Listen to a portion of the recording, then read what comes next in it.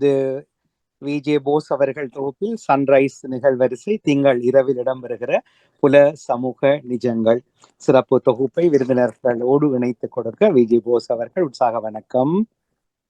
வணக்கம் மோகன். மீண்டும் ஒரு திங்கள் மாலை பொழுதில் 2-3 வார இடைவெளிக்கு பின்பு இணைந்து கொள்வதில் மகிழ்ச்சி. இன்று நாங்கள் ஏற்கனவே 2 தடவைகள் செய்திருக்கிறோம் இந்த நிகழ்வு பற்றி. இருந்தாலும் வெவ்வேறு அம்சங்களை தொட்டு செல்லலாம் என்ற நோக்கில் இன்றும்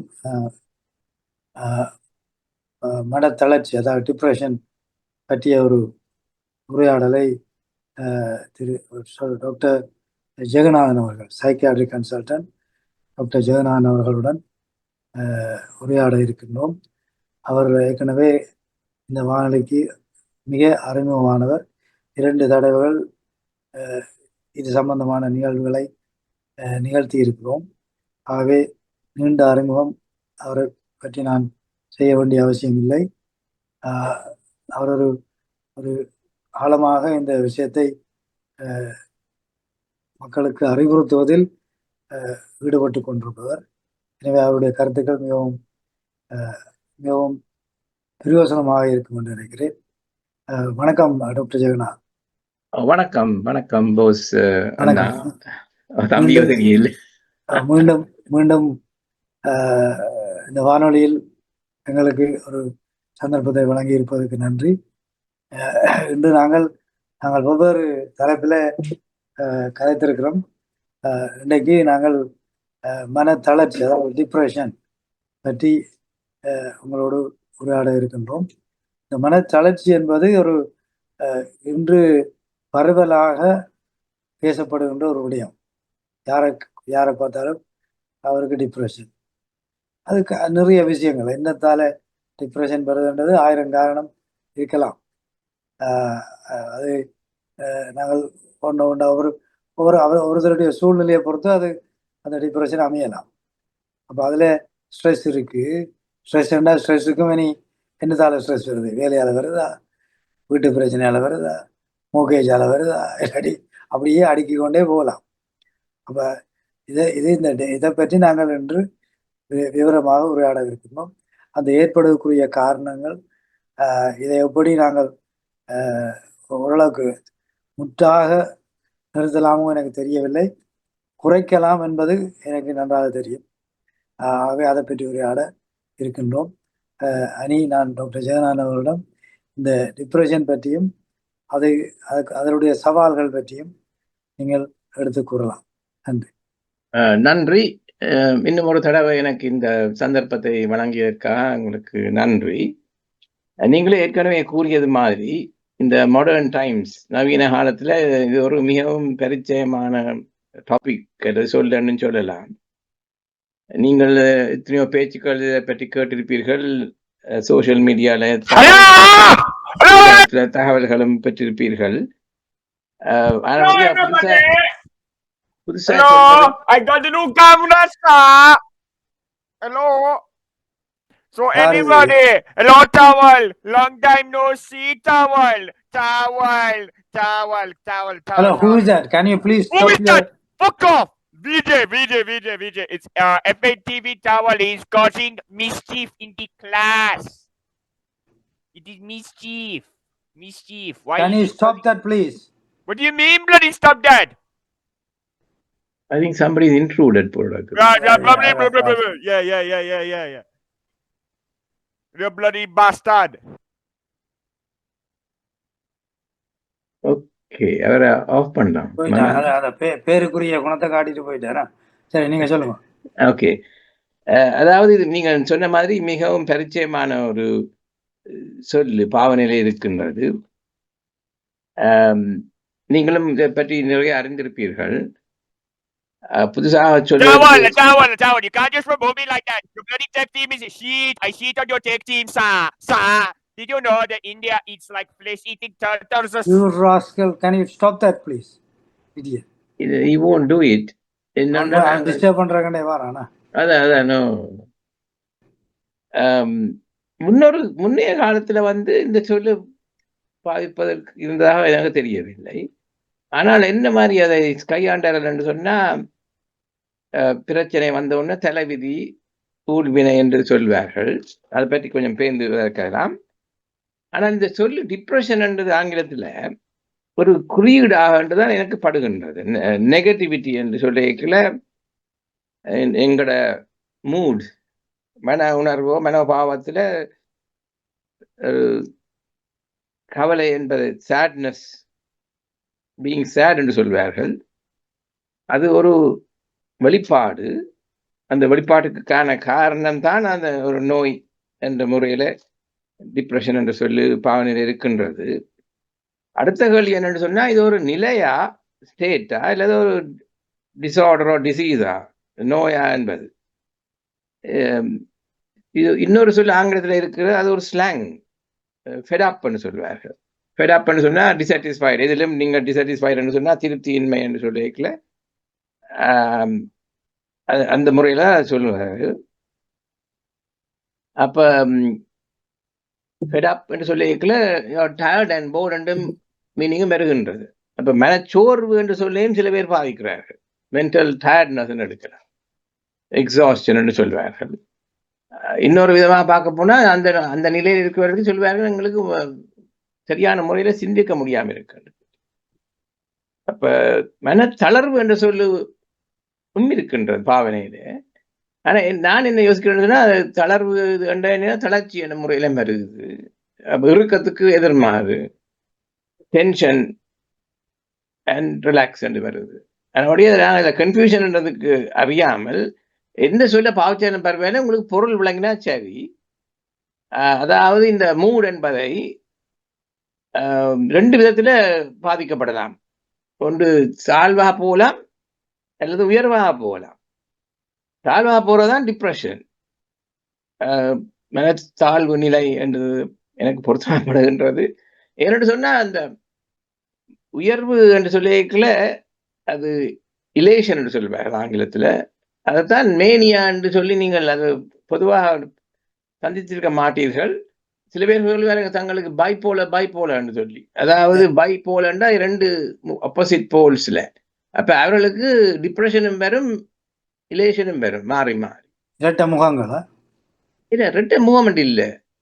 அவர்களுக்கு அந்த மூட் என்பது சில வேளையில டிப்ரெஷனாக இருப்பார்கள். சில நேரம் சில நாட்களா. அப்ப இந்த இன்னொரு சமயம் மூட் எலிவேஷனா இருக்கும், ஓவரா இருக்கும். அது மட்டும் இல்ல சில பேருக்கு இந்த மாத்திரையை கொடுத்தா ஆன்டி டிப்ரெசன்ட் அவர்களுக்கு அது மேனியா சில வரலாம். எல்லாருக்கும் வராது. அந்த மேனிக் டிப்ரெஷன் என்ற நோய்க்கு உங்களுக்கு ஹெரிடிட்டரியிலேயும் அது மரபு வழியா வரலாம். கட்டாயம் பிரமாணம் இல்லை. அப்படியான வல்னரபிலிட்டியை இருக்கிறவர்களுக்கு இதை கொடுத்தோன்னே மேனியா வரக்கூடும். வேற மோனுமெண்ட் கட்டாயம் இல்லை. மற்றது நான் சொன்னது மாதிரி இது ஒரு நிலையா கோளாற நோய் என்று சொல்லிதான் நோய் என்றைக்கெல்லாம் அதை மேஜர் டிப்ரெஷன் என்று சொல்வார்கள். மற்றும்படி ஒரு மைனர் டிப்ரெஷன் என்று. மேஜர் டிப்ரெஷன் என்பது அங்கே இதில் சைக்கோசிஸ் என்று என்ன சொன்னால் மூட் மட்டும் இல்லை, எண்ணம் எல்லாம் ஒரு பிரமை பிடித்தவர் போல வந்துடும். ஸோ அதுக்கு சரியான தமிழ் இல்லை டிப்ரெசிவ் சைக்கோசிஸ் என்று சொன்னால் நான் யோசிச்சேன் பெருந்துயர பிராந்தி என்று சொல்லி. பிராந்தி என்பதுதான் சைக்கோசிஸ், மேட்னஸ். அப்ப அதை விடுவோம். ஆனால் பொதுவாக என்ன நடக்குதுன்னு சொன்னா ஒரு மைனர் டிப்ரெஷன். அது உண்மையில பார்த்தா அது ஒரு அட்ஜஸ்ட்மெண்ட் மீள முடியாது, சரி செய்ய முடியாதுதான். அப்ப ஒரு பிரச்சனை ஸ்ட்ரெஸ் வரைக்குள்ள அதாவது தாக்கத்துல இருந்து அவர் மீள முடியாம இருக்கின்றது. அதுதான் காமன். ஸோ இது மனம் எங்களுக்கு தவிர்க்க முடியாதது ஒன்று. சில பேர் அது மனம் கடந்த நிலை என்று சொல்லலாம். மனம் கடந்த நிலைக்கு போனா ரெண்டு பேர்லேருந்து பாதிக்க முடியாமல் இருக்கலாம். சில பேர் சொல்வார்கள் தங்களுக்கு மனம் மறத்து போச்சு என்னன்னு சொன்னா அவ்வளவுக்கு எல்லாத்தையும் பார்த்து பார்த்து சொல்லுவார்கள் முழுக்க நிறைஞ்ச பிறகு முக்காட்டு இருக்கு. அது மாதிரிதான் அப்படியானவர்களுக்கு they may not feel this way. எது நடந்தாலும் போகுது என்று விடக்கூடும். மற்றது இன்னொரு விஷயம் இப்ப நீங்கள் ஒரு க்ளோஸ் ஆன ஆக்களை இழந்து போனால் அது கிரீஃப் என்று சொல்வார்கள். அது நார்மலா கிரீஃப் பண்றது சில பேருக்கு அது பெத்தாலஜிக்கல் கிரீஃப் என்று வரும். அந்த கிரீஃப்லேருந்து மீள எல்லாம் இருக்கு. அது நீண்ட நாட்களா அது அது போய்கொண்டிருக்கும். அது நானே பார்த்துருக்கேன், 2-3 பேர்ல பார்த்துருக்கேன். எனக்கு ஒருவரை தெரியும், அவர் நினைக்கிறேன் அவர் மரி பண்ணையில் அந்த தாயோட கொஞ்சம் சரியான அட்டாச்சா இருந்தவர். தாய் இறந்த பிறகு தான் இவரோட ஒரு நோமலா ஆள் இல்லை, அவர் 2 வருஷம் கம்ப்ளீட்டா மாறிட்டார். அந்த நார்மல் கிரீஃபே சில பேருக்கு 2 வருஷம் பிடிக்கலாம், 6 months to 2 years. ஆனா அதையும் தாண்டி போனா பெத்தாலஜிக்கல் கிரீஃப் என்று சொல்வார்கள். பெத்தாலஜி என்ற ஒரு நோய் உரிய தான் பெத்தாலஜின்னு சொல்வது. அப்ப இதுல என்ன வித்தியாசம் என்று கேட்க போனால், முதலாவது நீண்ட காலமா இருக்கின்றதோ, மற்றது இந்த சிவியர் டிப்ரெஷனா இருப்பவர்களுக்கு they feel இந்த புற உலகத்தோட தொடர்பு இல்லாத மாதிரி வந்துடும் சில வேளை. அதாவது they become very withdrawn. சாப்பிட மாட்டார்கள் சில பேர், அப்படியே இந்த ஆங்கிலத்தில் ஸ்டூப்பர் என்று சொல்றது, நீங்க பார்த்துட்டு மாட்டீர்கள், உரைச்சு போயிருப்பார்கள். அது ஒன்று. மற்றது அவர்கள் அவர்களுடைய மனத்துக்குரிய எல்லை என்னென்னு சொல்ல, எல்லை மீறி மற்றவர்கள் எங்களுக்கு இதை தருகிறார்கள், தங்களை என்ன கண்காணிக்கிறார்கள் அப்படி என்றெல்லாம் கற்பனையும் வந்துவிடும். அல்லது நான் ஒரு சொல்றது நிஹிலிஸ்டிக் டிலூஷன், இது எனக்கு எல்லாம் இதுக்கு மேலால எனக்கு ஒண்ணுமே செய்யலாது என்று சொல்லி இது நெகட்டிவா போய் ஆழமா போய்விடும். ஸோ அப்ப இதெல்லாம் ஒரு சவால் தான் இப்படி வந்தா. மற்றது இந்த பிரச்சனை என்று வரைக்கல, ஸ்ட்ரெஸ் என்று வரைக்கல, அது நாங்க சவால் என்று எடுத்தால் அது ஒரு பாசிட்டிவ் என்று எடுக்கலாம். அதாவது என்னால் முடியுமாகலாம், சமாளிப்பேன் என்று சொல்லி. இது ஒரு பிரச்சனை என்று சொன்னா அது ஒரு நெகட்டிவான திங்கிங். ஏன்னு சொன்னா அப்படியானவர்கள் சொல்லுவார்கள், இந்த இதுல இருந்து என்னால மீள இயலாது, இதுக்கு தீர்வு இல்லை. அப்போ அதாவது அவர்கள் விலகிவிட பார்ப்பார்கள், விலக முடியாவிட்டால் திணறுவார்கள். அப்ப திணறு வேண்டிய பதட்டம், சோர்வு எல்லாமே வரும். இன்னொரு பாயிண்ட் என்ன சொன்னா, இது வாழ்வு முழுவதிலேயும் இந்த பிரச்சனையோ சவால் இருக்கத்தான் செய்யும். பள்ளிக்கூடத்துல பள்ளி பருவத்துல படிப்பு சோதனை என்றோன்னு அது சில பேருக்கு பெரிய ஒரு சவால் பிரச்சனையா வரலாம். சில பேர் படிப்பையே மூடி விடுவார்கள். ஏனென்றால் சோதனை எடுத்தானே ஃபெயில் பண்றது, சோதனை எடுக்காம விட்டா ஃபெயில் பண்ண மாட்டோம்னு சொல்லி பள்ளிக்கூடத்தை விட்டு விலகிடுவார்கள். பேருந்து பருவ வயது என்று சொல்லிக்கல, டீனேஜ் அடல்ட்ஹுட்ல ஜோடி சேருவனும் கம்பேனியன் இல்லை என்று சொல்லி அதுல கவலைப்படுவார்கள். குடும்பம் என்று வந்தா மனைவி, குழந்தைகள். நேற்று முந்தினால் ஒரு பேச்சுல கேட்டேன், கணவன் மனைவிக்கு லட்டு கொடுக்கிறதா, வெள்ளி தட்டு கொடுக்கிறதா, நாய் நட்டு கொடுக்கிறதா என்பது இல்லையா, விட்டு கொடுக்கணுமா. அது நல்ல, அது விட்டு கொடுத்தா பிரச்சனை வராது என்று சொல்லி.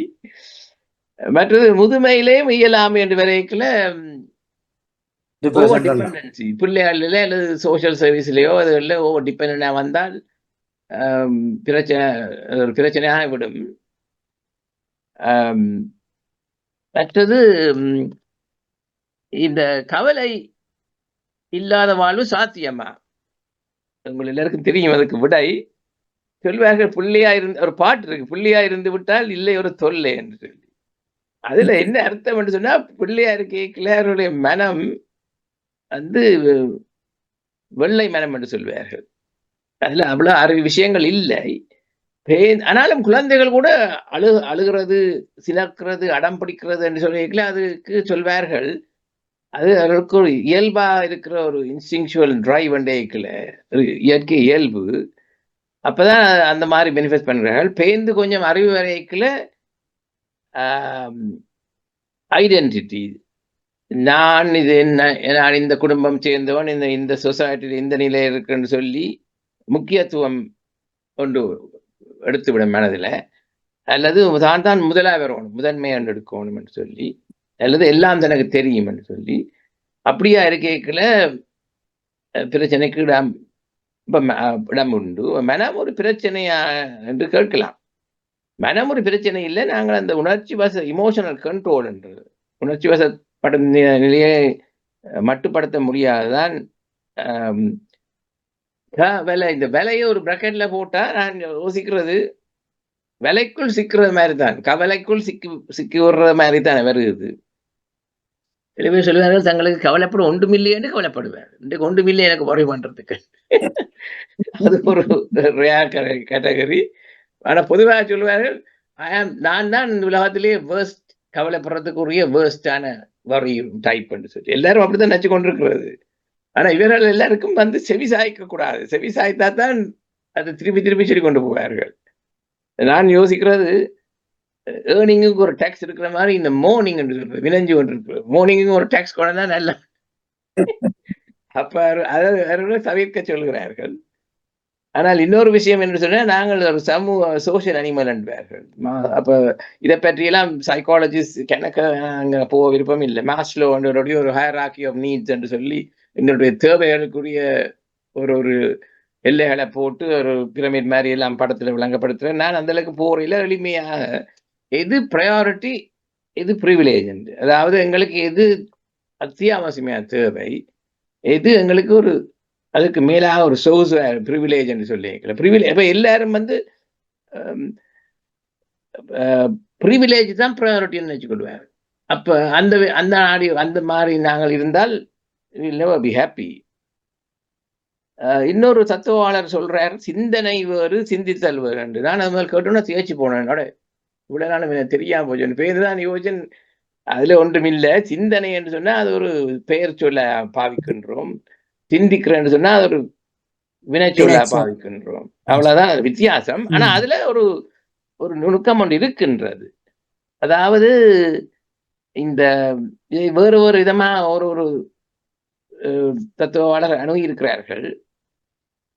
அவரோட பேரை சொல்லலாம். மெக்காட்டூலே ஒரு ஜெர்மன் சொல்லி இருக்கின்றார்.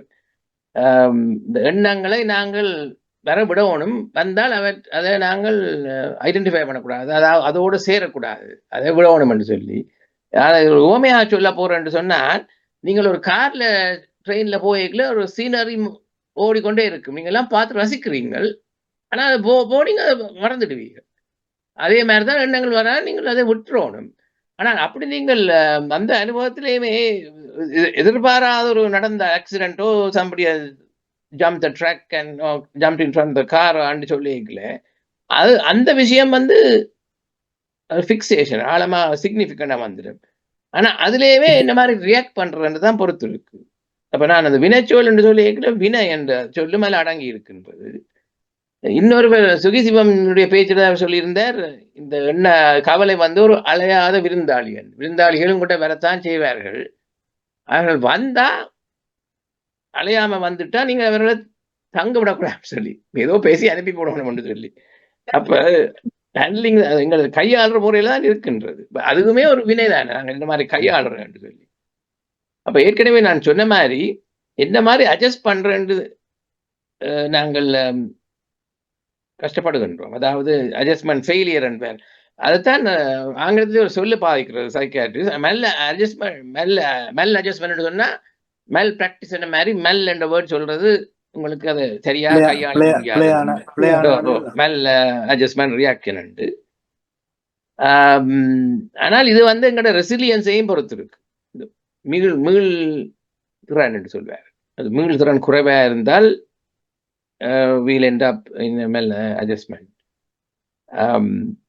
அது வந்து எங்களோட சுபாவத்திலேயும் தங்கி இருக்கு. அதை நான் இப்ப கூட விரிவாக சொல்றேன். என்னன்னா சில பேருக்கு டிப்ரெஷன் மட்டும் இல்லை, சில பேருக்கு ஆங்ஸைட்டியும் சேர்ந்து வரும். அதை நாங்கள் கொஞ்சம் ஆழமா பார்க்குறோன்னு சொன்னா, இந்த டெக்னிக்கல் டேர்ம்ஸ் எனக்கு பார்க்க அவ்வளோ விருப்பம் இல்லை. ஆனால் சில இடங்களை சொன்னா நல்லா இருக்கு. என்ற சில பேருடைய சுபாவம் வந்து அவர்களெல்லாம் எப்பொழுதும் நெகட்டிவா பேசுறவர்கள், எதிர்மறையாக. டிஸ்டைமியா என்று சொல்வது ஆங்கிலத்தில் சொல்வார்கள் ப்ரோன் டு லோ மூட் உண்டு. இந்த ப்ரோன் என்று சொன்னா நாங்கள் இடர்படக்கூடிய என்று போட்டிருக்கு அகராதியில். அதாவது ஒரு வித மனநலிவு என்ற மாதிரி நாங்களுக்கு சசெப்டிபிள் ப்ரோன் என்று சொல்வார்கள். பொதுவா வந்து இந்த வேர்டை நீங்க கேள்விப்பட்டிருப்பீங்க. இவர் வந்து ஒரு டெம்பரமெண்டல்னு சொன்னா டக்குண்டு கெட் அப்செட். உணர்ச்சி வசப்படுறது தான் சொல்றது. அது சில வேளை கோவமா பெறலாம். ஆனா சில பேர் வந்து வெறு இலகுவாக அந்த ஒரு இதை எடுத்தாலும் தே பிகம் நெகட்டிவ். அப்ப அது ஒரு பெர்சனாலிட்டி. இன்னொரு பெர்சனாலிட்டி வந்து சரியான ஓவர் டிபெண்டன்சின்னு சொல்லுவேன். நான் பெர்சனாலிட்டி பற்றி இன்னொரு முறை தனியா கதைக்கிறேன். அப்ப அவர்கள் வந்து மற்றவருமே தங்கி இருப்பார்கள். அப்ப அவர்கள் தான் கூட ஆங்ஸைட்டி, எதுக்கு எடுத்தாலும் ஆங்ஸைட்டி, பதட்டம், பேராவல் அல்லது பேராச்சம் எல்லாம் இருக்கின்றது. அதை பற்றி நான் சின்ன முறை சொல்லியிருந்தேன். சில பேர் சொல்லுவார்கள், என்ன எனக்கு சோதனை மேல் சோதனை வருது என்று சொல்லி, எனக்கு மட்டுமே என்று நினைப்பார்கள். ஒருவேளை ஊழ்வினை பலனோ என்று யோசிப்பார்கள்.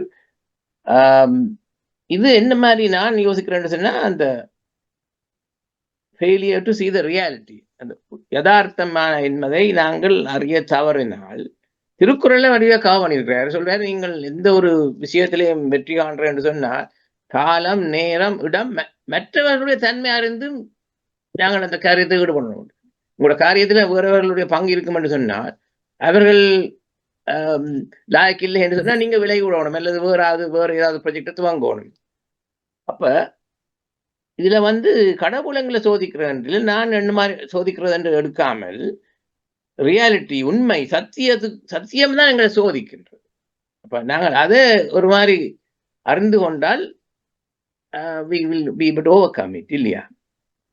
அப்ப டிப்ரெஷன் என்று சொல்றது நீங்கள் ஏற்கனவே சொன்ன மாதிரி வேற சொல்லுவா, I am fed up, I am depressed, I am feeling low, கவலையா இருக்கிறேன்னு சொல்லி. ஆனால் வந்து சில சமயம் இது வந்து ஒரு ரேர் ஃபார்ம் ஆஃப் மேனிஃபெஸ்டேஷன் சொல்வார். அதாவது அரியதாக வெளிப்படும் மன வெளிப்பாடு.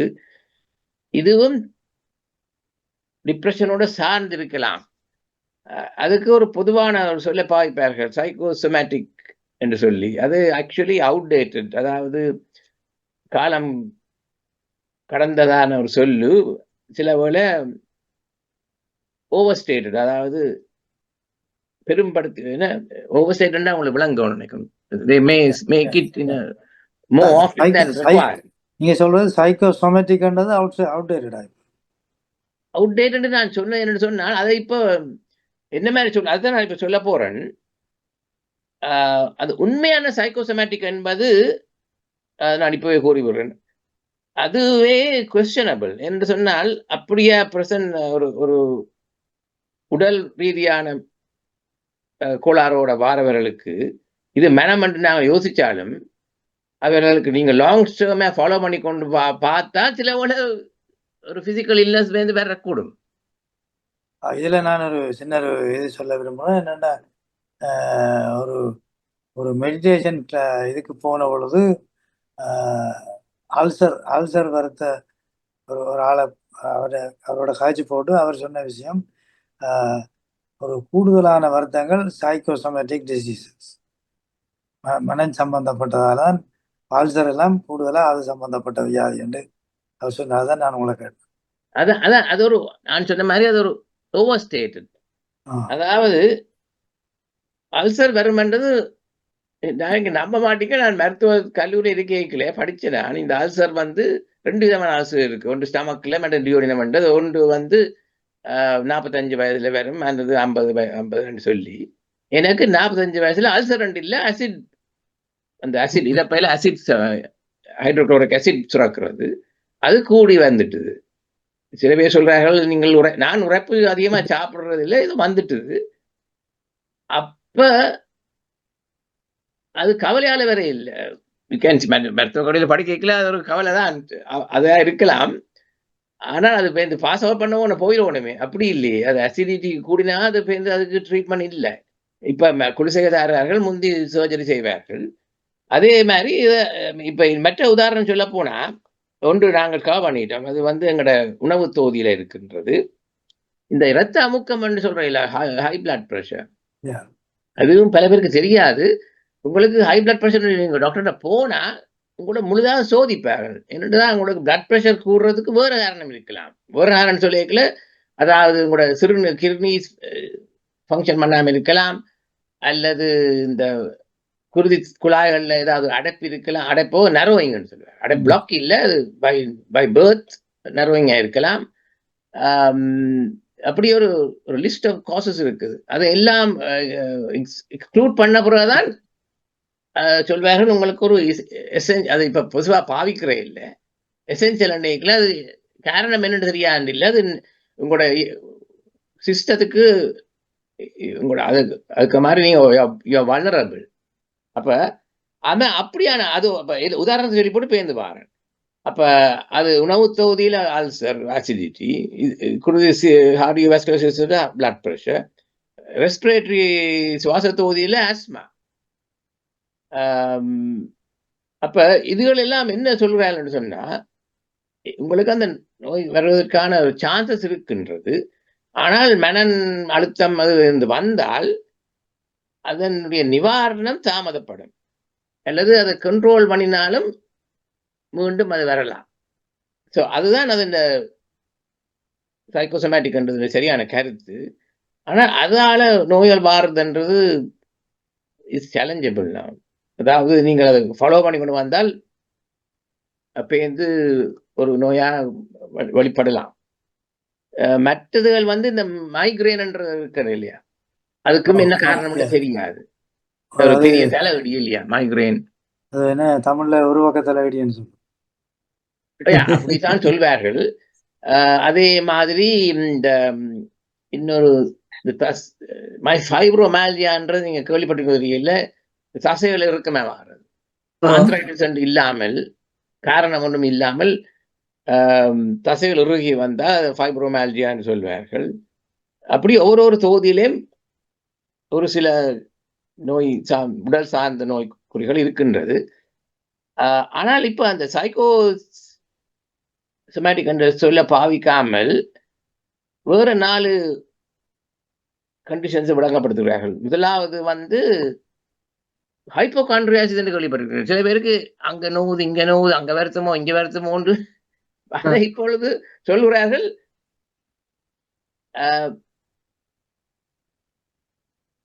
அப்படி சொல்லாம இருக்கேல, அது நெடுகாக சொல்லிக்கொண்டே இருப்பினான். ஏனென்றா அவைக்கு பழக்கப்பட்டு. அதாவது இல்னஸ், ஆங்ஸைட்டி டிசார்டர், அதான் இப்ப அதுக்கு சரியான திருத்தமா சொல்றேன். ஹைப்போகாண்ட்ரியான்னு சொல்லாமல் அவர்களுக்கு நோய் அச்சம், அவர்கள் ஒரு பொதுவாக ஆங்ஷியஸ் பர்சனாலிட்டியா தான் இருப்பாரு. அவர்கள் ஒரு கேட்டகரி. மற்றது இந்த ஆங்கில சொல்கள் டெக்னிக்கல் டேர்ம்ஸா இருக்குது. அதாவது உடல் ஏதோ விதமா அப்நார்மலா இருக்குது, மூக்கு நீளமா இருக்குது, அது நீளமா இருக்கு, அது குறைவா இருக்குதுன்றது மட்டுமண்டி இல்லை. இந்த ஈட்டிங் டிசார்டர் கேள்விப்பட்டிருப்பீர்கள். எல்லாம் பெண்கள் சாப்பிடாம இருப்பாங்க. The way they look at your self image is distorted. இந்த சுய உணர்வுக்கு, சுய பிம்பமத்துக்குரிய உணர்வு சரியான முறையில இல்லாமல், அதுக்கும் நீங்கள் அவருடைய ஹிஸ்டரியோ எடுக்க போனால் ஒரு டிப்ரெஷனுக்குரிய அல்லது குடும்பத்தில் ஏதாவது பிரச்சனைக்குரிய நிலையில இருப்பினும். மற்றது 3ஆவதும் 4ஆவதும்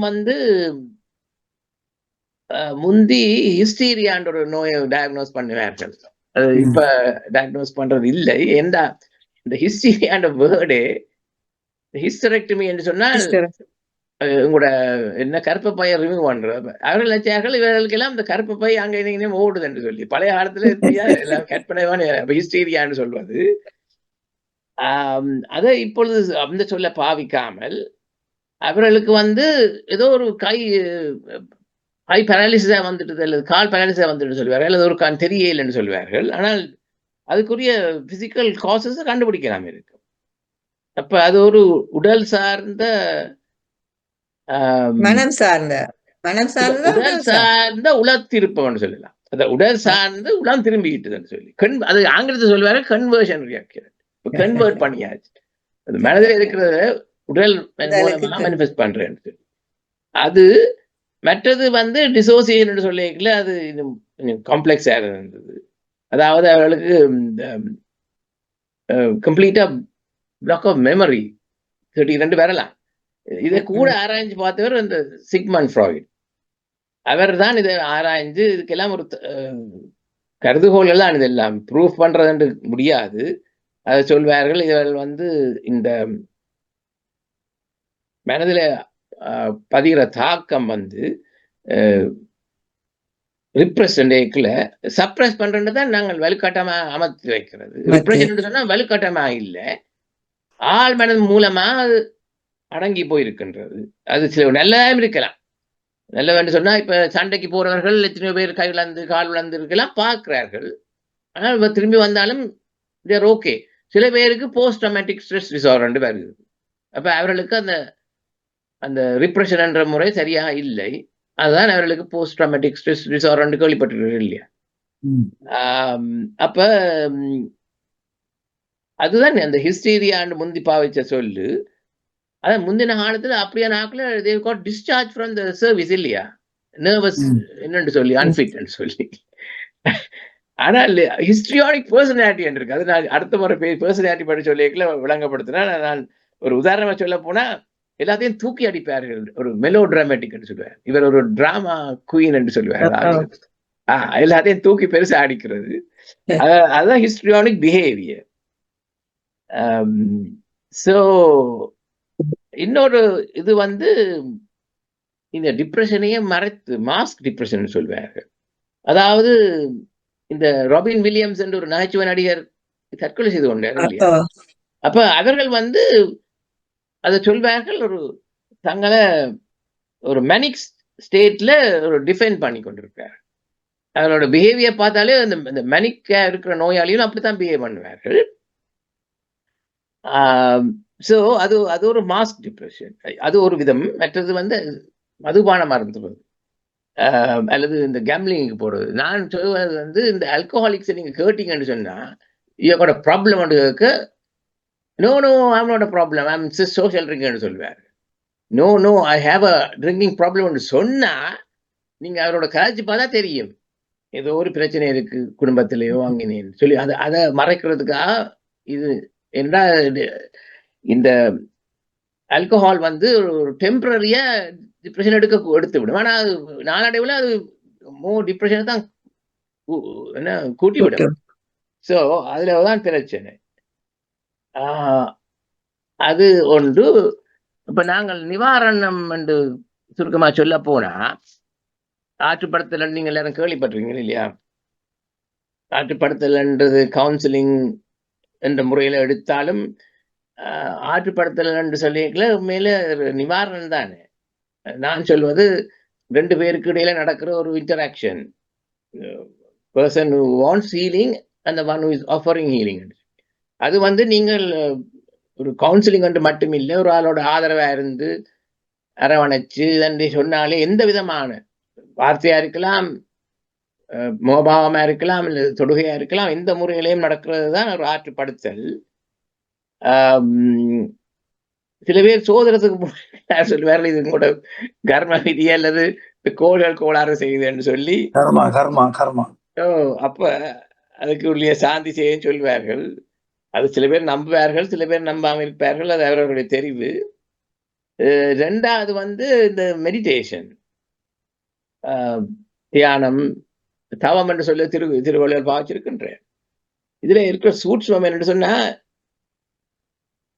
மைண்ட்ஃபுல்லியா இருக்கணும்னு சொல்லுவார்கள். நீங்க சுவாசத்திலே கவனிச்சிங்கன்னா அதுலயே மைண்ட்ஃபுல்லா இருக்கிறது, முழு மனமா இருக்கிறது என்று சொல்லலாம். ஒரு முகம் என்ற ஒரு சொல்லையும் பாவிக்கிறார்கள்.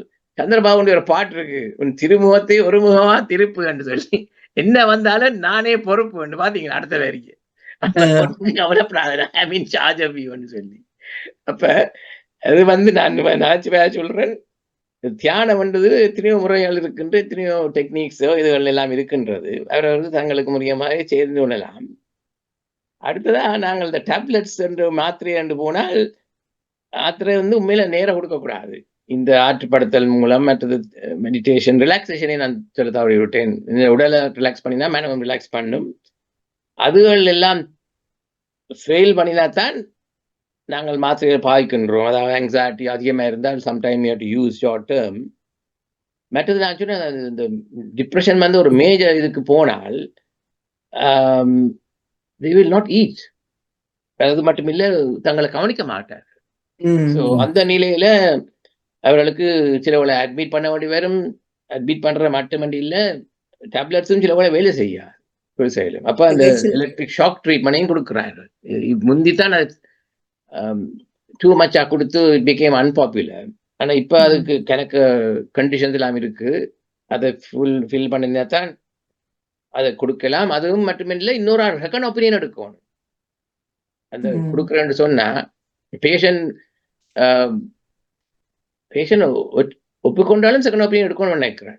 ஏன்னா பேஷண்ட் ஒப்புக்கொள்ளாட்டி நீங்கள் இப்போ இந்த செக்ஷன் பண்ணணும், அது அடுத்த ஸ்டேஜ். ஆனால் பேஷண்ட் ஒப்புக்கொண்டாலும் இன்னொரு ஒப்பீனியன் எடுத்தவரை அதை கொடுக்கலாம். மற்றது இன்னொன்று ஜெகநாதன் ஐயா, தற்கொலை எண்ணமும் வர்றது என்ன, அந்த அதுவும் அந்த மேஜர் இதெல்லாம் வருது, மேஜர் இதுல வருது. அப்ப அவர்களை நாங்கள் சில போல அட்மிட் பண்ணிட்டு கண்காணிக்கணும். என்னென்னு சொன்னால் சில பேர் வார்ட்லயே தூக்கு போட்டிருக்கிறார்கள். என்ன ஸ்டாஃப் கவனிக்காம இருக்கிற நேரத்துல பார்த்து ஷிஃப்ட் மாறைக்கல அப்படி என்று சொல்லி ஷூலேஸ் அதுகள் ஏதாவது பாவிச்சு அதனுடைய அதுதான் அந்த சவால்கள்லாம் இதுகள் எல்லாம்.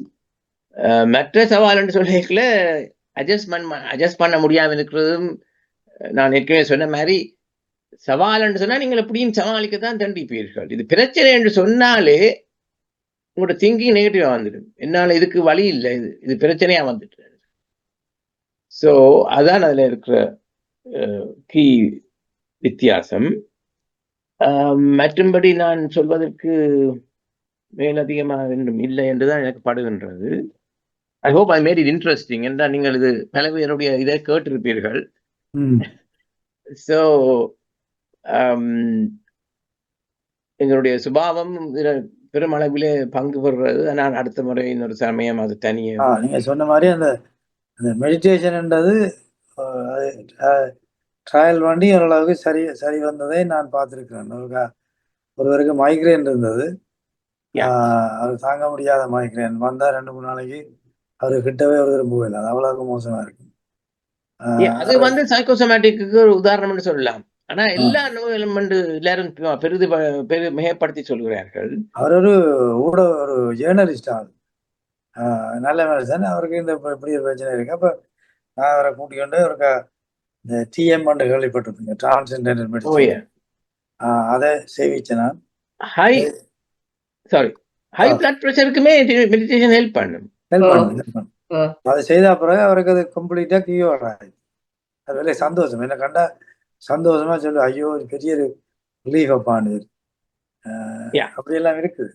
யாராவது இணைந்திருக்கிறவர்கள் யாராவது கேட்க விரும்பினா கேட்கலாம்.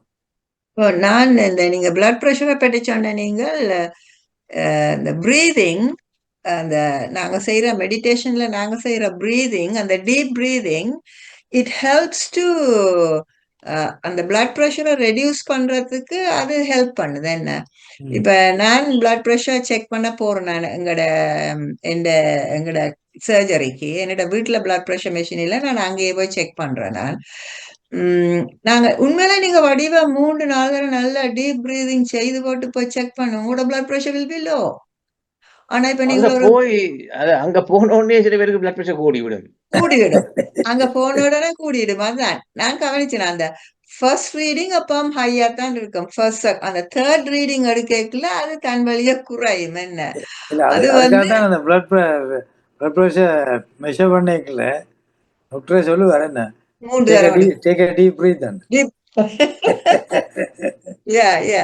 அது நான் பார்த்து நான் எந்த அனுபவத்துல கண்டுபிடிச்சேன். நான் அது உண்மையிலே அதுக்கு பிறகு நான் நடுக டீப். இப்ப நீங்கள் இப்ப இதுல வந்து கதை கேட்கல, கடைசிலாக்கள் வந்து தே சஃபர் ஃப்ரம் ஆங்ஸைட்டி இல்லையா?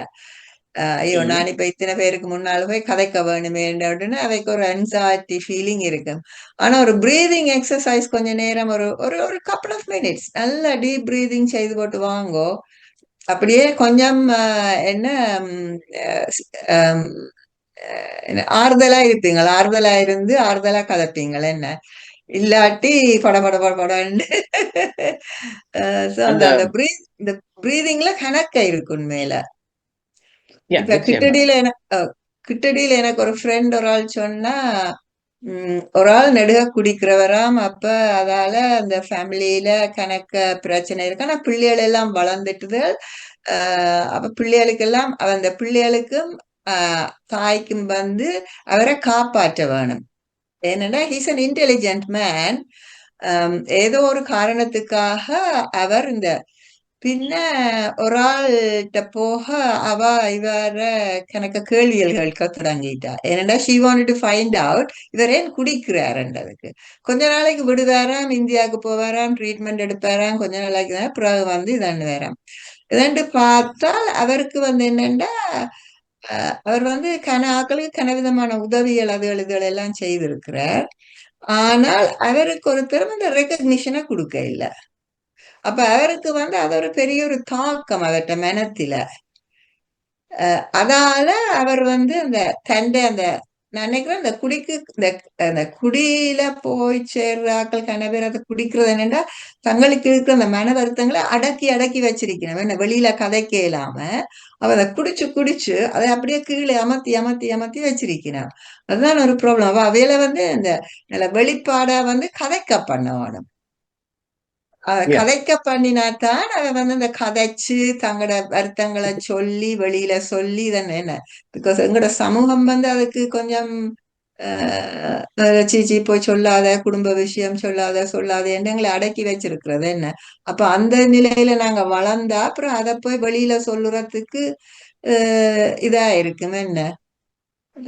அதுதான் மற்ற அந்த அந்த நடக்கிற சில சில இதுல வந்து நாங்க இப்ப அன்றைக்கு அவர் ஒரு வீடியோண்டு பாக்கல அவர் வந்து யங்கா இருக்கேக்கல ஹி வாஸ் பேட்லி அபியூஸ்ட். அப்ப இப்ப எல்லாம் நல்லா வந்துட்டார், புத்தகம் எழுதிட்டார், படங்களும் ஒரு இந்தியன் காய். அப்ப அவர் சொல்றாரு என்னன்னா இப்போ ஒரு அறைக்குள்ள சரியான இருட்டு இருக்குது. அப்ப நீங்கள் என்னென்னு வெளிச்சத்தை கொண்டு வருவீங்க இருட்டுக்குள்ள. அப்ப நீங்கள் ஒரு சுவிட்ச் அப் தட்ட வேணும் இல்லையா, அப்ப வெளிச்சம் வரும். அப்புறம் என்னென்று இருட்டு போகும் அப்புறம் நீங்க போய் அந்த சுவிட்ச் ஆஃப் பண்ண வேணும். இப்ப அவர் சொல்றார் இப்ப இருட்டு தான் யூனிவர்சல் என்று சொல்றார். இருட்டு தான் யூனிவர்சல். அந்த நாங்கள் போடுற லைட் வந்து ஒரு டெம்பரரி, அந்த உடனே எங்களுக்கு வெளிச்சம் தேவைன்றபடியே நாங்கள் அப்படி அவர் சொல்றார். அந்த இருட்டை நேசிக்க பழகினால் அவர் சொல்றார் அந்த இருட்டை நீங்கள் நேசிக்க பழகினால் அந்த இருட்டிலையும் ஒரு வெளிச்சம் இருக்கின்றதை நாங்கள் அந்த அவைக்கு வந்து அதை உணர்த்த வேணுமா என்று அவர் கணக்க சொல்லி கொண்டு போறார். அவர்கிட்ட லைஃப்ல அது அவருக்கு ஒர்க் பண்ணி இருக்குது. அப்ப அவர் சொல்றார் அந்த இருட்டையும் நாங்கள் நேசிக்கத்தான் வேணும், அந்த இருட்டிலையும் எங்களுக்கு அதுல இருக்கிற அந்த நல்லதை எடுக்க வேணும் என்று சொல்றார். அதுக்கு ஏதோ கோனியாவை பற்றி சொன்னவர். அந்த கோனியாவில் ஏதோ இருக்குதாம், அந்த இருட்டுக்குள்ளையும் சில வேளை எங்களால பார்க்கக்கூடிய அந்த சக்தி இருக்குதாம் என்று அவர் சொல்றார். அவர் சொல்றார் அப்படி செய்யுங்க. பட் எனக்கு எனக்கு அது அவ்வளவு வடிவா விளங்கை. இன்ஃப்ராரெட் என்று கேமரா இன்ஃப்ராரெட் இருக்கு இல்லையா, அது அதையும் பார்க்கக்கூடிய இருந்தா உங்களோட கண்ணிலையும் பார்க்க. மற்றது வந்து இந்த கவலை மட்டுமண்டி இல்லை, சில பேருக்கு சோஷியல் ஃபோபியான்னு சொல்வாரு. சமூகத்துல ஆக்களை எதிர்நோக்கிக்கல வெரி ஃபோபிக், ஆங்ஷியஸ். அப்ப ட்ரிங்க் அடிச்சா ஸ்மார்ட்டா இருப்பாரு. அப்படி எனக்கு இதனால நான் சொன்ன உதாரணம் வந்து எல்லாருக்கும் மண்டி இல்லை. ஆனா பொதுவா வந்து கூட ப்ராப்ளம் சொன்னால் அவர்களுக்கு they can bring it about. மற்றவர் சொல்லுவார் no I only drink socially என்று. அவர்களை கியூர் பண்றது ரொம்ப கஷ்டம். ஸோ அது ஒரு பாயிண்ட். ஸோ ஆக்களுக்கு வந்து வாழ்க்கையில விதம் விதமான பிரச்சனைகள் என்ன. சில ஆக்களுக்கு சைல்ட்ஹுட் மெமரிஸ் இருந்து அவை இதன்னும் ஒரு அளவுக்கு தான் எடுக்கணும். இந்த பாட்டு ஃபேமஸ் பாட்டு வசந்த மாளிகையில ஒரு கிண்ணத்தை ஏந்துகிறேன் ஏன்னு சொல்லி பாடுறேன். எல்லாம் பார்த்துருவீங்களா நினைக்கிறேன் இந்த படத்தை. அப்படிதானே ஏன்னு சொல்லி சில யூ ஹேவ் டு டூ மச்சா டிபெண்ட் பண்ண போனாலும் I don't know, this may not be helpful. So அது இன்னொரு பாயிண்ட். என்னத்துக்காக அவ டிப்ரெஸ்ட் ஆகினம் அந்த மூல காரணத்தை அறிய வேணும். அந்த மூல காரணம் தெரிஞ்சாத்தான் நாங்கள் அவைக்கு என்னாதும் உதவி செய்யலாம். அந்த மூல காரணம் தெரியாட்டில் அவைகளுக்கு வந்து அந்த அவைகளுக்கு கொஞ்சம் ஹெல்ப் பண்றது கொஞ்சம் கரைச்சலா இருக்கும். அதுதான் அந்த கவுன்சிலர்ஸ் கிட்ட போனா நல்லது. ஏன்னா கவுன்சிலர்ஸ் வந்து அதை வந்து அந்த கேள்வியல் கேட்டு அதை கேட்கிற கேள்வியல் மூலம் அந்த பிரச்சனையோட போறால் தானே அதுக்கு ஒரு மறுமொழியை காணக்கூடிய விதமாத்தான் அவை அந்த கவுன்சிலர்ஸ் அந்த கேள்விகளை கேட்பினம். அப்ப அவை தாங்களே அதுக்கு ஏற்ற மறுமொழியை தங்களுக்குள்ளேயே கண்டு தாங்களே திருந்துவினம். இந்த கவுன்சிலிங் இனியிலேண்ட நல்லது. ஆனா எங்கட சமூகத்துல உள்ளாக்கள் அது அவ்வளவு தூரம் போறது குறைவன்னு நினைக்கிறேன். அவைக்கு அதை அக்செப்ட் பண்ண விருப்பம் இல்லை. அதுவும் ஒரு ப்ராப்ளம் இருக்குது எங்கட சமூகத்துல. மூல காரணம் வந்து எல்லா சிச்சுவேஷன்லயும் இருக்கணும் வேண்டி இல்ல. சில பேருக்கு ஒரு மூல காரணம் ஒன்றும் இல்லாம டிப்ரெஷன் வரலாம். அதுதான் ஜெனட்டிக்கா வரக்கூடிய ஒரு வீக்னஸ். அதனுடைய அது கட்டாயம் மங்கள தலைமுறைக்கு போகணும் வேண்டி இல்லை. ஏதோ விதத்துல ஒரு நலிவு என்று சொன்ன ஒரு வேர்ட், அதாவது ஒரு வீக்னஸா இருக்கும். மற்றவர்கள் வந்து அப்படி நலிவா இருந்தாலும் சமாளிச்சு கொண்டு போவார்கள். பேருந்து ஏதாவது ஒரு ஸ்ட்ரெஸ் ஒன்று வந்தோடனே ஃபுல் ப்ளோனே வந்துடும் டிப்ரெஷன். ஸோ அவர்களுக்கு இந்த காரணம் வந்து விசிபிளோ அறியக்கூடியதா இருக்கும். வெளிப்படுத்தாம இருக்கக்கூடும். we don't know, we can't never say இல்லையா. இப்ப சைல்ட்ஹுட்ல ஏதாவது அபியூஸ் நடந்திருந்து அதை கம்ப்ளீட்டா வெளிப்படுத்த முடியாம இருக்கிறவர்களும் இருக்கிறார்கள். ஸோ அதனுடையால் நீங்க சொன்ன தலைப்புல போட்ட மாதிரி அதன் சவால்கள் கணக்கு இருக்கின்றது. ஸோ பேஷண்ட்ஸுக்கு மட்டுமே இல்லை, டாக்டர்ஸுக்கும் ஒரு சவாலாக தான் இருக்குன்னு சொல்ல, பிகாஸ் காரணம் இருக்கக்கூடும். ஸோ அவர்களை ட்ரீட் பண்ணிக்கல சவால்னு சொல்லிக்க. இப்போ டாக்டர்ஸுக்கு வார பேஷண்ட் வந்து அவருக்கு உண்மையான காரணத்தை சொன்னால் உங்களுக்கு வேலை ஈஸியா இருக்கு. உண்மையான காரணத்தை மறைச்சு கொண்டு அவர் பிளஃப் பண்ற உங்களுக்கு வேலை கஷ்டமா இருக்கு. இதான் சொல்றது என்ன ஐயா, என்னண்டா டாக்டர்ஸ்கிட்ட போகைக்களையும் வக்கீல் மேரிட்ட போகைக்கையும் நீங்கள் நடந்த உண்மையை சொல்லணும். உண்மையை சொல்லாவிட்டா அவைக்கு they can't treat you properly. அப்ப வக்கீலுக்கும் என்ன செய்யறான்னு தெரியாது. நீங்க போய் சொன்ன என்ன அவர் கூட பொய்ய வச்சு கொண்டுதான் அப்புறம் வழக்காடுவார். அதான் மனம் திறந்து பேச சொல்லுவார்கள். மனம் திறந்து சொல்லிக்கல, அதான் மீனிங். இந்த மனம் வந்து எத்தனையோ விதத்துல சில வேளை தகவல்களை பதுக்கி வச்சிருக்கு. மனம் திறந்து பேசினால் கடவுள்கிட்டயே மனம் திறந்து தானே பேசுறேன் நாங்க. அதே மாதிரிதான் டிப்ரெஷன் இருக்கு இல்லையா டாக்டர் ஜெகநாதன்? நான் இந்த அட்ஜஸ்ட்மெண்ட் தான் ரியாக்டிவ் சொல்வது. அதாவது you are unable to adjust it, so you are reacting to that. ஆனால் அந்த சொல்ல இப்ப அதிகமா பாவிக்கிறேன் இல்லை. ஏன்னு சொன்னா நான் அந்த அட்ஜஸ்ட்மெண்ட் சொல்லிக்கல, அதிகமா செல்ஃப் லிமிட் பண்ணிடும். it will recover on itself. அப்படி ரிகவர் பண்ணாதவர்களுக்கு தான் லாங் டேர்ம் கவுன்சிலிங் தேவைப்படுறது. ஒரு சில பெர்சன்டேஜ், நான் எத்தனை பெர்சன்டேஜ்னு சொல்ல முடியாது, அவர்களுக்கு வந்து அது பேருந்து மேஜர் டிப்ரெஷனாக வந்துடும் சில பேருக்கு. இப்போ நீங்கள் சொன்னீங்க somebody lost ஒரு பார்ட்னரோ வைஃபோ ஹஸ்பண்ட் செத்த பிறகு 2 yearsக்கு மேல லாஸ் பண்ணால் sometimes they may never recover from it. இந்த பொதுவான மனநோயில் வந்து ஒன்றில் நோயாளியை பாதிக்கணும் அல்லது சுற்றவர்களை பாதிக்கணும், அந்த மாதிரி தான் நான் டயக்னோஸ் பண்றது. அல்லது அதை டிஸ்மிஸ் இல்லை, ட்ரீட்மெண்ட் அவசியம் இல்லை. உங்களை பாதிக்காட்டி அல்லது உங்களோட ஃபேமிலியை பாதிக்காம இருந்தால் அது ஒரு பெரிய கேள்வியா இருக்காது இல்லையா? இப்ப வந்து எங்கட பிள்ளைகளுக்கு வந்த ஒரு ப்ராப்ளம் என்னன்னா ஸ்கூல்ல புலியிங். என்ன அந்த எத்தனையோ பிள்ளைகளுக்கு சரியான இது என்ன தாய்கள் கஷ்டப்படினமே என்ன இல்லையா? குழந்தை பருவத்துல படிப்பு மட்டும் இல்ல, இந்த புலியும் ஒரு நான் நினைச்சேன் இந்த புலிங் எல்லாம் எங்கட ஊர்ல தான் இங்கேயும் நடக்குறது எனக்கு இங்க சரியான மோசம். My god. அதுவும் இப்ப எங்கட டெக்னாலஜி ஹஸ் அட்வான்ஸ். இந்த இன்ஸ்டாகிராம் அது இது எல்லாம் பார்த்துட்டு அந்த பிள்ளைகள் they do all sorts of things and it's terrible. ஸ்கூல்ஸ்லயே டீஸ் பண்றது அதுவா டீஸ் பண்ணுவார்கள். ஆனா அது சில பேர் வந்து அது டீசிங்க்கு மேலால போவார்கள். they are problematic.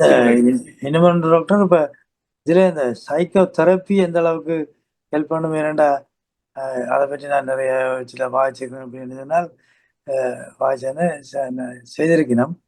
சில பேருக்கு சில அந்த சப்கான்ஷியஸ் மைண்ட்ல பதிஞ்சிருக்கும். அதை எடுக்கிறேன்னு சொன்னால் இந்த அவைய மெஸ்மரைஸ் பண்ணியே என்னவோ ஒரு ஸ்லீப்பிங் மோட்டுவை கொண்டு போய் அவரோட பேசி அதை எடுக்கிற அது சைக்கோ, உங்களுக்கு தெரியும் சைக்கோ தெரப்பி செய்து அது அது எந்த அளவுக்கு இதுக்கு ஹெல்ப் பண்ண மாட்டேன் நீங்க நினைக்கிறீங்க? ஹிப்னோசிஸ் அது இப்ப பிராக்டிஸ்ல இருக்குது. ஆனா சில பேருக்கு தான் ஹிப்னோட்டிசம் வேலை செய்யுது, சில பேருக்கு வேலை செய்யுது இல்லையே. ஸோ அது ஒன்று பொறுக்கு பள்ளிக்கூடத்துல மட்டும் இல்ல, எங்களுக்கு நடந்தது புலிங். இப்ப பாத்தீங்களா, வந்து இன்ட்ரூடர் வந்து புலி பண்ண பார்த்தேன்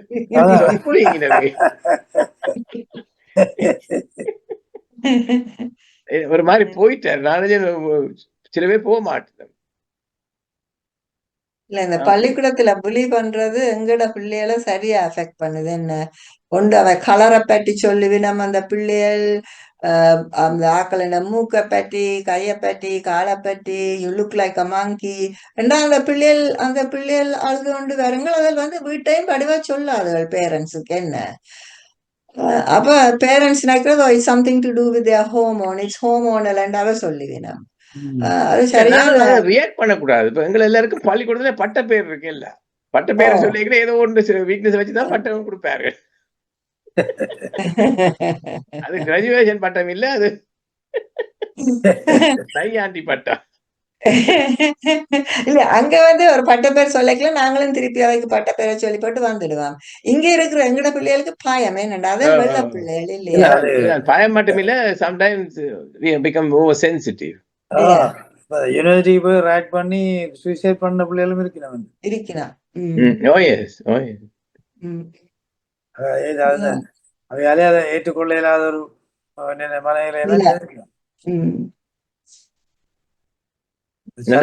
மௌனமா இருக்கிறாரு. இது ஒரு சேலஞ்ச் தானே. இப்ப பள்ளிக்கூடத்துக்கு போயிக்க ஃபர்ஸ்ட் டே போயிக்க ரேக்கிங் செய்வாங்க, அதெல்லாம் தெரிஞ்சு அதே வேலை அந்த மனப்பக்குவம் படையில அதை ஏற்றுக்கொண்டு இதை சிம்பிளா தூக்கி எறிஞ்சு கொண்டு போற அளவுக்கு பக்குவப்பட்டிருந்தால் அந்த அளவுக்கு அவைய தாக்கி இருக்காது.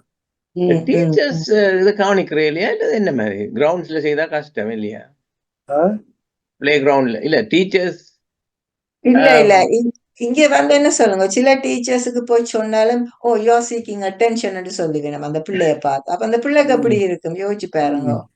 That is another problem. அதுக்கு தே ஷுட் ஹேவ் ஒரு கவுன்சிலர் மாதிரி ஸ்கூல்ஸ் எம்ப்ளாய் பண்ணி வச்சிருக்கணும். சில ஸ்கூல்ஸ்ல அப்படி இருக்கலாம், காம்ப்ரிஹென்சிவ் ஸ்கூல்ஸ்ல அந்த என்ன அந்த சீனியர் ஸ்கூல்ல இருக்குது. I don't know about junior schools. அதான் இந்த எஜுகேஷனல் சைக்காலஜிஸ்ட் இருக்கணும் தானே, அவ ஸ்கூல்ஸ் விசிட் பண்ணி they try and council the children and the parents. They do both. So இது கொஞ்சம் சரியான ஒரு பெரிய சப்ஜெக்ட்.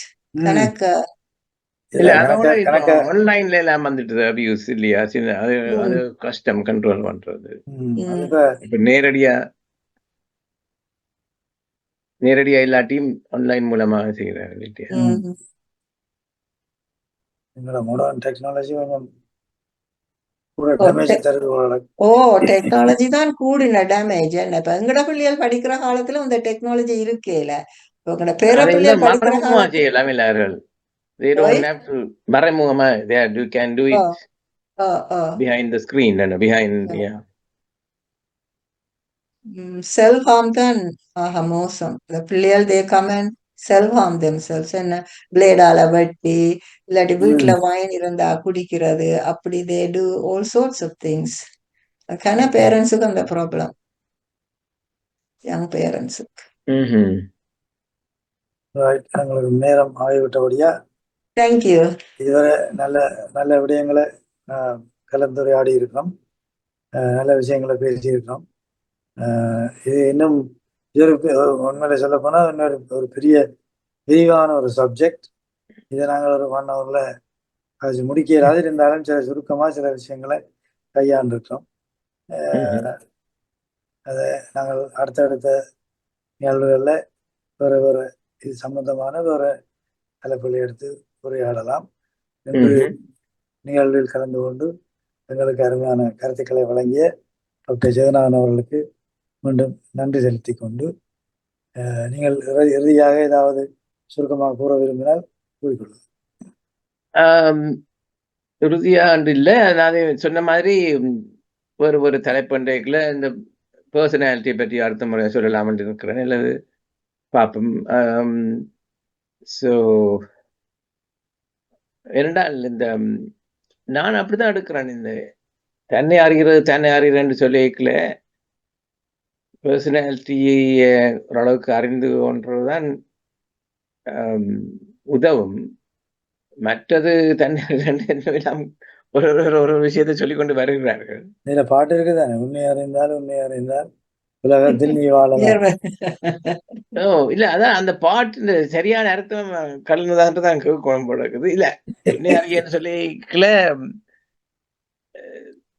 இன் கம்பேர் டு நாங்கள் சொசைட்டில என்ன ரோல் எடுக்கிறதையும் உள்ளடக்கும் தானே. ஸோ அதான் நான் சொன்ன மாதிரி குழந்தை மனதில இருந்து அடல்ட் மனமா வரைக்கல மனம் ஒரு காம்ப்ளெக்ஸ் ஸ்ட்ரக்சரா வருது. அப்ப நாங்கள் என்ன மாதிரி ஐடென்டிஃபை பண்றோம் சோஷியல் ஃபேமிலியில, சோஷியல் இதுல, நேஷனலி என்று சொல்லி என்ன நாங்கள் இந்த என்வாயன்மெண்ட்ல இருந்து கணக்கு இன்ஃபர்மேஷனை எடுக்கிறோம் இல்லையா. குழந்தையா இருக்கல எங்களுக்கு அது ஒன்றும் தெரியாது. அப்புறம் வளர வர ரேடியோ ஒன்று சொல்லுது, அம்மான்னு சொல்றா, அப்பான்னு சொல்றா, டீச்சர் ஒன்று சொல்றா, எல்லா இன்ஃபர்மேஷனும் எடுத்த உடனே எங்களோட மைண்ட் இஸ் பொல்யூட்டட் சம்டைம்ஸ்.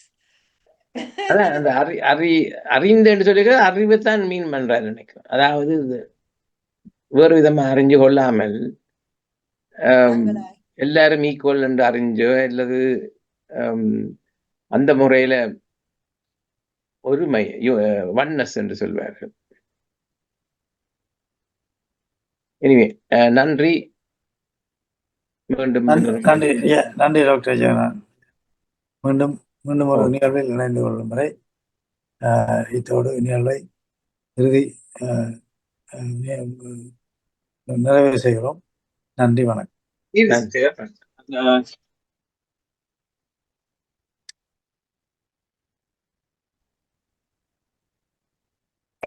நன்றி அண்ணா, எதுவும் பேச முடியவில்லை. நாங்கள் அடுத்த வாரம் சந்திப்போம். நன்றி, வணக்கம். நன்றி, வணக்கம்.